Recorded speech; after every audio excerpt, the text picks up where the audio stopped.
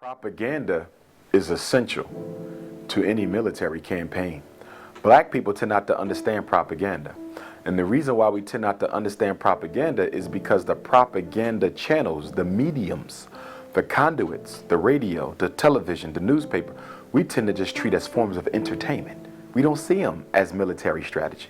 When there's a movie depicting black people in a negative image, when there's caricatures in the newspaper making jokes about black people, we tend to just see it as political entertainment.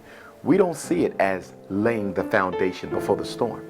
That's exactly what they did in Wilmington. You always seek to create a context that allows your military campaign to be acceptable.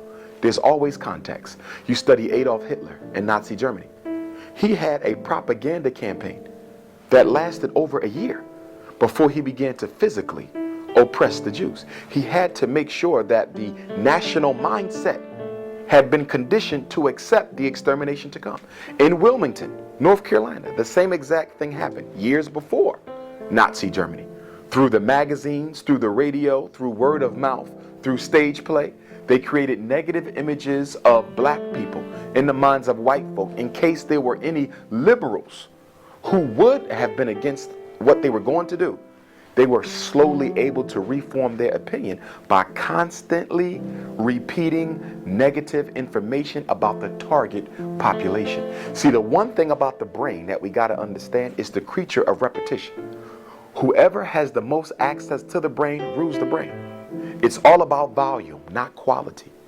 The more you tell people that a certain group of people are no good, the more you show images, the more you show sounds, song, poem, dance, projecting negative information about a people, sooner or later the subconscious begins to get conditioned automatically, because you can't turn off the subconscious to what it sees and what it hears.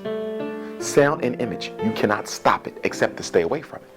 So sound and image are critical to any propaganda campaign because they help lessen the defenses of anyone who may be against what you're trying to do. It's the same thing happening right now.